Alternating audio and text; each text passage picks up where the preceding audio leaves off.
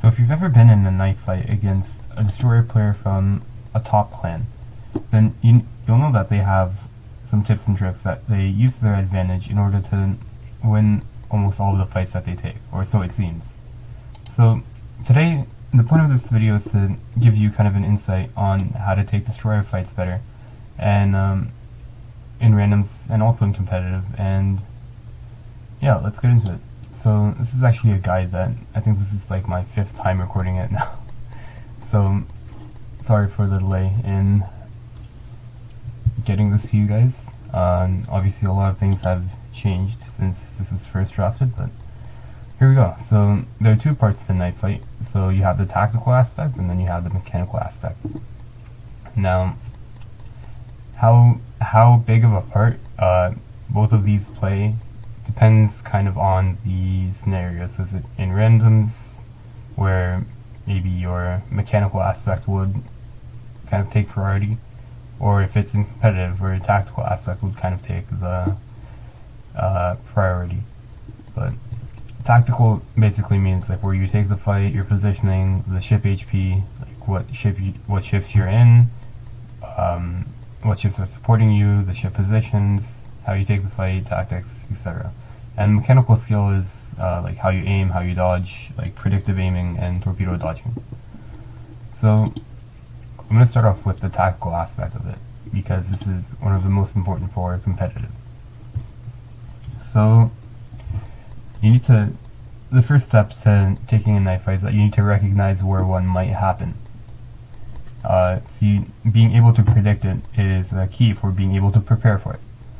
So some general places where a knife fight is prone to happen is like near caps, generally on the E or F lines on non-45 degree tilted maps early on in the game, near smokes, near DD lost on positions, and obviously just looking at your map. With good map awareness, you can recognize where a destroyer knife fight may happen. So here's a tip. Early on, if you observe your cruisers, most cruiser players will turn out once they get detected at the start of the game. So if they start turning out, then that means that they're being spotted, and that's most likely by a DE. And if you know what their concealment range is, then you can kind of triangulate about where, or like how far the destroyer is for you and from you, and how much time you have until you get engaged. So to take the advantage, you want to be in a kiting position, and why this is effective, I'll go over that a bit later on in the video. And one important thing is that you should only take fights you'll decisively win, and you don't want to take fair fights, because that's just going to mean even if you do kill the enemy, then you're going to kind of be crippled yourself. So you want to take fights that you'll decisively win. And also know when to engage and when to keep silent. So for example, if you're going to be spotted for greater than 20 seconds, like if you get too close, or like if you're being radar, then just shoot back, right? But if like you're engaging like a gunboat, and you don't think that you'll be able to trade positively, and you have the option of disengaging if you just stay silent, then yeah, stay silent. And it's all down to game knowledge and knowing what fights you can and can't take. So this is very important as well. Now the DD matchups, you can see the gun statistics for most tier 10 destroyers here, as well as how they match up against each other. So I'll leave this here for if someone wants to pause the video and check this out. I think the chart's pretty self-explanatory. So support. This is a very important aspect in not only in competitive but in randoms as well. So what is your support? What is the enemy's support? What's the distance from your support to the enemy, and from the enemy's support to yours? So these are all things that you have to consider. So for example, let's see, in this example here, you can see that if I'm in a skein and I'm engaging this mass, so you can see that the island here, it blocks shots from here. So this map, we're basically in a 1 versus 1 right now, because this Duke of York, he's likely not going to try and shoot a like snipe a mass from 10 kilometers behind an island, and same with this King George. The Akatsuki, he could be a threat if he was around here, but his bow is facing towards the 1-2 line, so he's not likely to engage as well. So this is basically a 1v1 situation where you have to be sure that you can come out as a victor, and as this game, more so because you don't have smoke and any disengagement tools, so this is kind of a tricky spot to be in. Second example, so I'm the Yugumo, enemies are also in the Yugumo. You can see we both have our support. His support are all battleships who are like 8 kilometers away. My support is Mogami in Maswa, North Carolina. You can see Maswa has radar. I'm in a kiting position, he's just sailing straight, so automatically I have the advantage over him. And another thing is that who is your support most likely to shoot? So there are times where you'll be lighting up a DD and you're like, why is my team not shooting the destroyer? Now look at what your team's most likely to shoot. Now if I'm a battleship, am I going to shoot this dodging leaving Yugumo at like 8 kilometers, or am I going to shoot like the Mogami who's sailing straight, right? Now similarly, for my support, they have like the North Carolina spotted at like 20 kilometers or something, or they have this Yugumo who's significantly closer in straight lining. So obviously they're more likely to shoot the Yugumo. So that's something you have to consider, who your support is most likely to shoot. Now, final example, this is actually a competitive example from the Season 6, I think Season 6 of Clan Battles. I'm in a Benson, enemies in a Cossack. This is actually kind of a misplay, you shouldn't come around islands this close. But, let's see, he's a Cossack, he has Hydro. We both have smoke. I have a Chapayev on my side, and he has radar, stealth radar. And the enemy has Bayard. So Bayard has no radar, but instead it has very high HE power, and also has the main battery reload booster consumable. So what I can do, I can just smoke up here. I don't want to take an engagement against his Cossack because they vastly out DPM me. Instead, I want to smoke up and disengage immediately, and then I can return fire from safety through my Chapayev's radar, while their advantage, which is their burst CPM, won't be able to be used because they don't have anything to shoot at if I smoke, obviously. So how to take fights and considering the consumables of your support as well is very important. Now, ship knowledge. Now this is very important, not only for the enemy destroyer that you're fighting, but also for the support that the enemy has. So knowing what ship consumables that the enemy might have, this is like a list of consumables in the game. Like for example, Clever has main battery reload booster, Z52 has a Hydro, long range Hydro, Smalland has a stealth radar, also knowing ship gimmicks such as Daring with the short fuse AP, Z52 with the high performance AP, Shimikaze with the IGN high alpha HE, and Yu Yang with the deep water torpedoes. Now obviously this is not an exhaustive list, but I think you get the idea. And if you want a full list of ship consumables, ship gimmicks, ship reloads, all of that, you can head over to the World of Warships wiki and read up on each destroyer. And honestly, a lot of this comes from just playing the game itself. If you play a lot of destroyers, then you'll automatically know like what's their strengths, what their weaknesses, what do they have, what do they want to do. So having variety in your ships also helps in game knowledge. Now, the actual tactics. Now this is another very important aspect. So I'll go over a few tactics that I like to use. So smoke baiting. So this is used on ships with multiple short cooldown smokes, so such as like Yu Yang or Daring. And for this to work, the enemy destroyer has to be in range of your support. Or the enemy DD's gun range has to extend to your support. And the way this works is that you're going to engage the destroyer, you're going to shoot him until he shoots back. Now, when he shoots back, you immediately smoke up. Now, what this does is that the enemy destroyer is going to be lit up by his gun bloom reaching out to your support.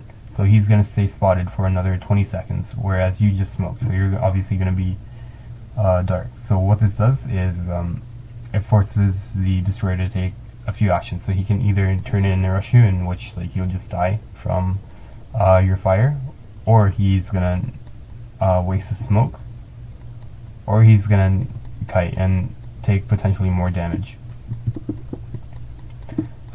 Another example is torpedo baiting. So this is against this is very useful against gunboats that aren't very high in the maneuverability department, but you also outspot. So what you can do is you want to, if you come across a gunboat and he starts to chase you, what you want to do, you want to fire one rock on white line and one a ship length behind. Now this is useful against large targets who are chasing you, such as Rugumo, Clever, etc. And what it does, it gives you some, well, obviously you can either kill them with the torpedoes, but even if you don't, then it makes them stop and have to dodge these torpedoes, which gives you some space to run away to your support or disengage entirely. So this is very useful in short concealed destroyers. So concealment trapping. So this is used not only with destroyers, but used in cruisers like Worcester, Smolensk, other cruisers as well. But in destroyers, so this is best used against large concealed destroyers, and especially useful on ships with slower arcs, such as Daring, Marceau, Daring, etc. And it allows you to zone out large concealed destroyers. So what you want to do, you're gonna wait until if you're trying to engage a destroyer with worse concealment than you, what you want to do is you want to wait for them to get as close to you as possible. You're going to be in a kiting position, and then once you're on the brink of being spotted, you're going to open up, and you're going to automatically have the advantage, not only because you got the first shot, you already have your everything set up, like your aim and such, and you're also in a kiting position, whereas the enemy is going to be bow in, so you're going to have the advantage in this kind of scenario. It's especially useful against ships with faster arcs who want to take engagements at long range, such as the Russian destroyers. So it's very useful against those. Now, another tactic. Now this is useful in competitive. It's called support baiting. So this makes use of your team, and that's why I say it's mainly for competitive, because you don't want to be relying on your team in random battles, because you're just going to get disappointed. So what you're trying to do, you want to bait the enemy destroyer into thinking that they're taking an advantage fight, so a fight that the enemy can win. That's what you want them to think, but you're going to coordinate with your support to kind of turn the tide of the fight as soon as the engagement starts.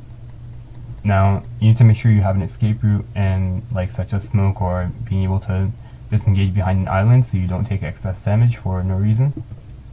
Now, there are actually various forms of this. It could be like you taking a fight with Daring, but you have the support of a Des Moines radar behind an island, so you can smoke up and heal radar, and you can farm the Daring for free, or like maybe having a Zao 4 kilometers behind you, you can do like a 10k volley.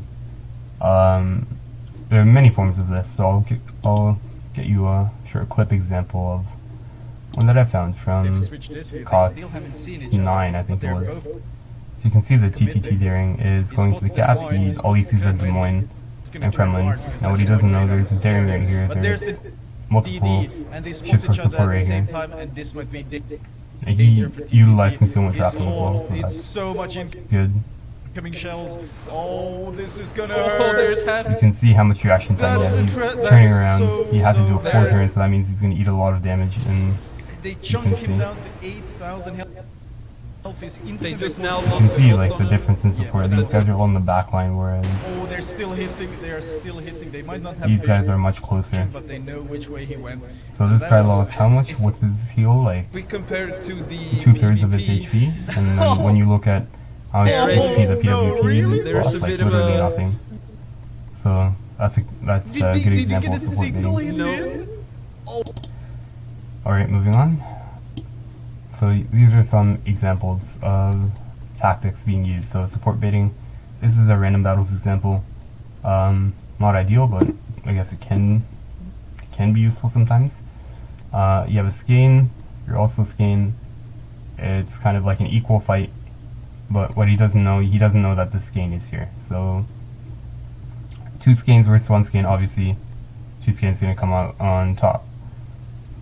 Another example of concealment trapping. So you can see I'm Nishimikaze. Yeah, this is actually this is from Clan Battle Season 7 or 8, but I'm Nishimikaze. I'm trying to engage this Daring. He's Vowin.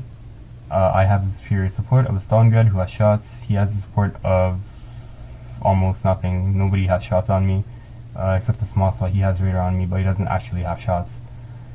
You can see I have the first shot advantage, and I'm also in a kiting position. He's Vowin, so obviously I'm going to have the advantage as long as I aim well in this scenario.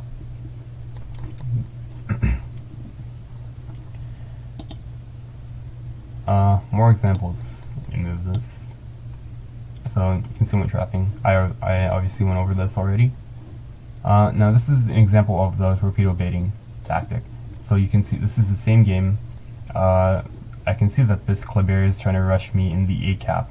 So what he's going to do, I know that he's going to run through this channel to try and come after me.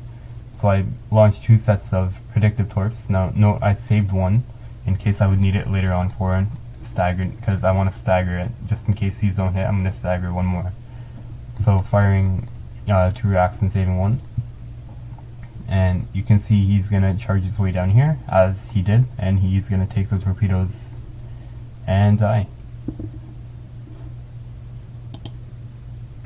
Now, engagement types. This is very important. And the engagement types that you take depend entirely on what kind of ship you're in. So you want to take whichever type of engagement favors your ship the most. And I think this is one of the most important aspects of knife fighting, what kind of engagements you take. So either poking, so that's kind of short engagements, and this favors ships with high alpha damage and maybe slower reload, so ships such as Sommers and like Shimikaze, who have high damage per volley but maybe don't have the best reload. The idea is that you fire like 2 or 3 salvos and then you will disengage either using an island or through your smoke or by some other means. This is a good example of that. I have this, I'm about to pass this island, so I can get 1 or 2 salvos into chunk like 3k or 4k off this Kleber. And I'm at no risk of being returned maybe more than 1 or 2 salvos, because he's being engaged by the Daring, so he's obviously going to be distracted, so I can just get in 2 or 3 salvos for free on this guy and then disengage with the island. So that's poking. A regular engagement, that's just like obviously like mid-range trading. This favors ships with high gunpowder, such as high rate of fire, such as Harugamo, Daring. They can take prolonged fights against prolonged one-on-ones against most destroyers at their tier. So you have the range trading. This favors like long-range gunboats such as Khabarovsk or Grozovoi or Yudloy, and that's because they have high shell arcs but maybe lower reload. So their speed and then their high shell arcs make up for their lower reload, where the enemy will have a harder time hitting them, so they're going to come out on top in the DPM trade. And then you have the ambush, which is a very close range engagement, and this is favored by ships with high burst power, such as like the Mogador or Kleber, where you can just pop main battery reload booster and like kind of blow up the enemy. So here's an example of the ambush style. So you can see I'm using this island to conceal myself.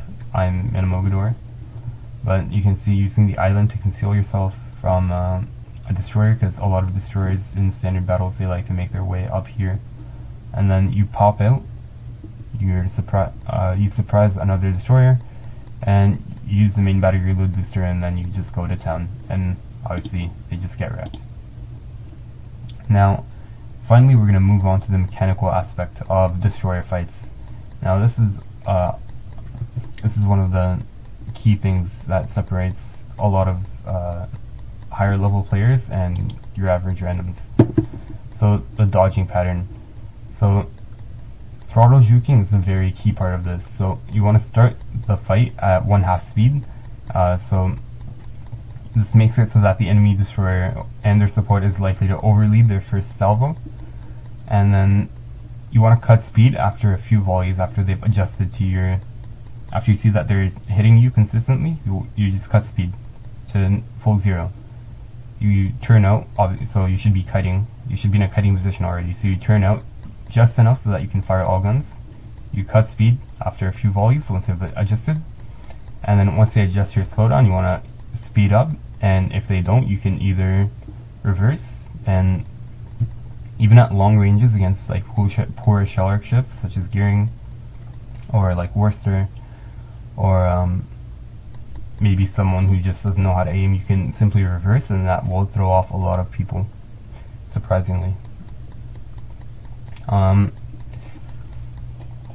most important thing, well, another thing, if you know that you're gonna die, just like go full stop and reverse as well, because that means that you're gonna die anyway. So reversing gives the chance that the enemy is gonna be thrown off by your reverse. So you're gonna think that you're sorry, you're gonna think that you're gonna go forward, but you're actually reversing. So that might buy you.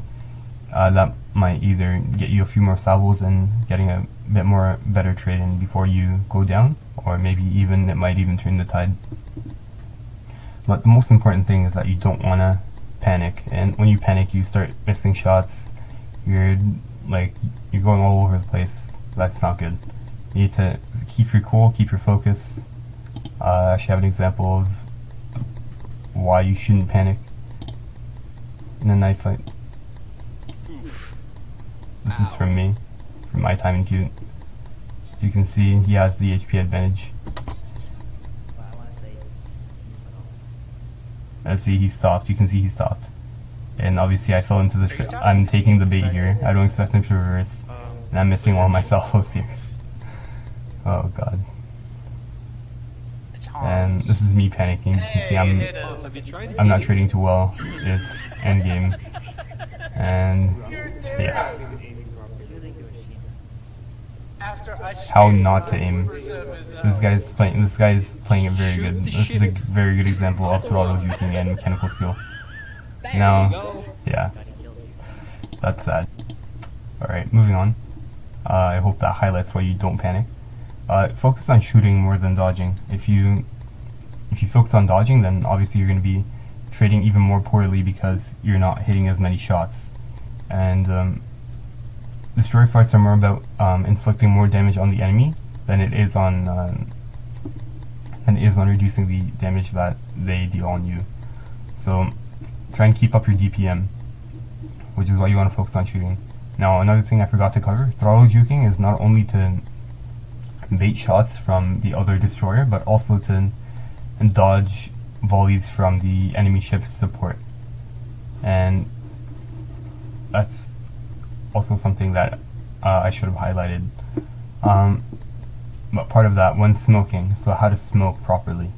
So you want to, once you smoke, you wait until the smoke completely envelopes you. So at 1/4 speed, then once the smoke puff is completely over your ship, you go dark. Don't stop and don't reverse. Instead, you want to go full speed forward and then turn out so that you're completely stern in after after the smoke puff allows you to go dark. And then after that, and only after that, can you like stop or turn back in to get your shots off. And now the reason for this is actually many reasons. So at very high level destroyer play, most destroyer players who are good will know how to blind fire, and even cruisers, they'll know how to blind fire.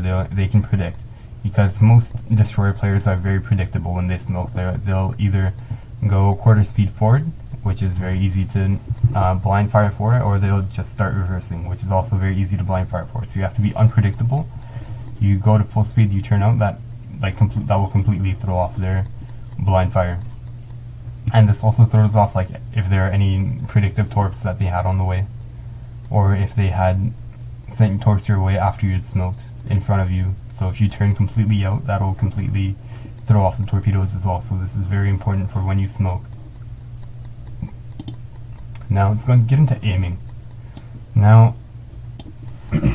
obviously shoot first and torpedo later. This is like the #1 bad habit of randoms destroyer players. They like not firing their guns and just like launching torpedoes. Honestly, aiming just comes down to experience, but a few tips I can give is like aiming for specific areas, such as the bow area or the stern area, and this is because of saturation. So, obviously, if you watch the how it works video, then you know that each section on a ship has different amounts of HP, and once that section gets saturated, you'll get less HP and eventually like stop doing any damage if you keep hitting it, if there are no hit points left on that area. So mix up on, or keep changing where you're aiming for on the destroyer. The casemate has most of the HP, but like a few salvos on the bow or on the stern of the ship will also deal massive damage. Another tip, aiming at a hard stern and kiting target. So just aim on top of, like directly on top of the bow, not all the way up there, but on top of the bow, and that will guarantee that you'll land at least like a few shots if they're not making hard turns in and out, because of dispersion. At longer ranges, you have to aim predictably, so you can see if they're weaving in and out and in and out, then you want to aim where they'll be in once your shells land. And obviously knowing the enemy DD player, how they play, maybe if you know they're a dodging pattern, then this will help as well. Now, torpedo dodging. This is the final aspect of mechanical.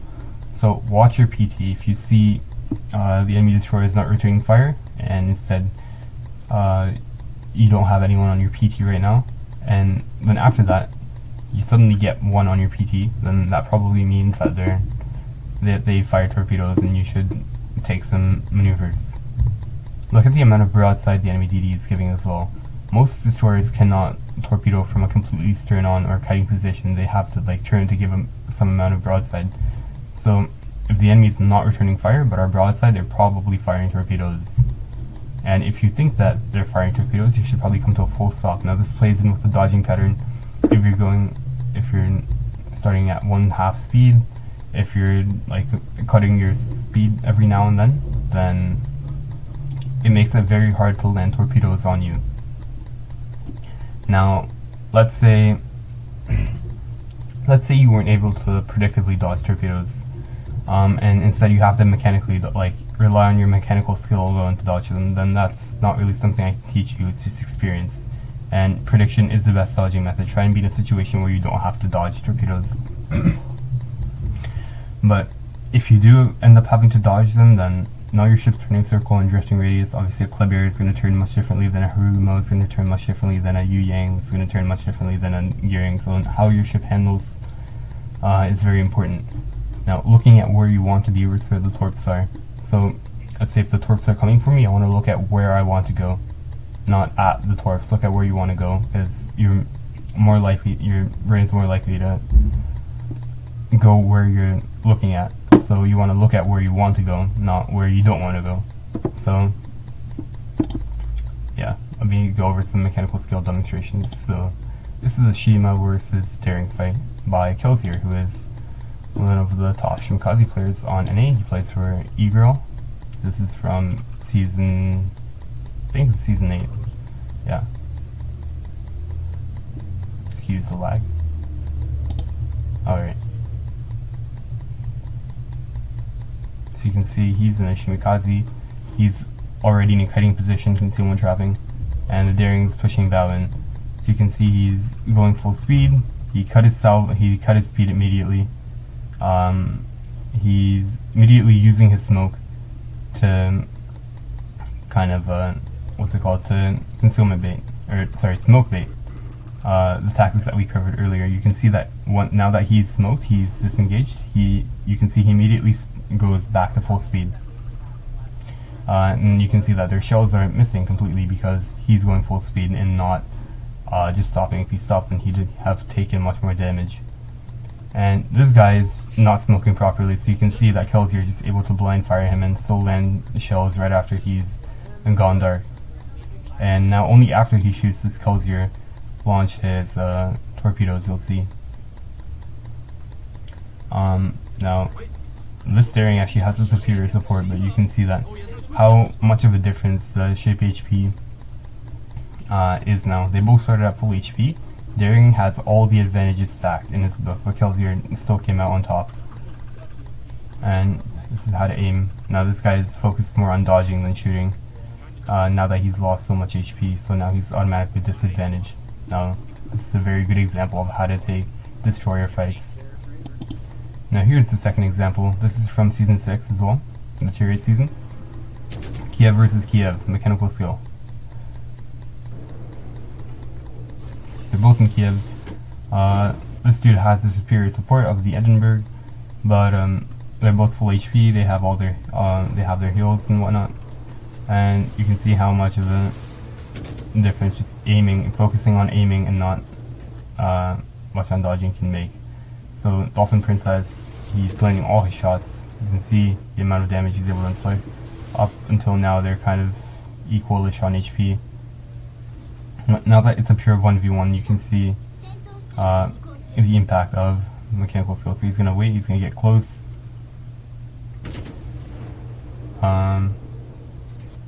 Here we are.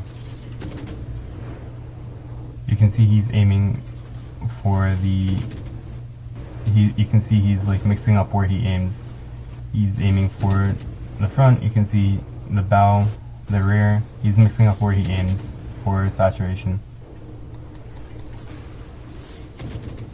And this guy, he's now focused more on dodging than he is on shooting, so his DPM is gonna go down considerably, and that allows Dolphin to get away with more HP in the end. And this is why you don't wanna, if you cannot disengage, then, and you're gonna die either way, then try and take as much HP away from the enemy as you can. And yeah, that's it. You can see they started off both on equal footing, and look how much of an advantage they got off. Alright, that's it for the guide. I hope you learned something from this. Hope you have a great day. Sorry that it took so long to actually record this and bring it out, but yeah. See y'all.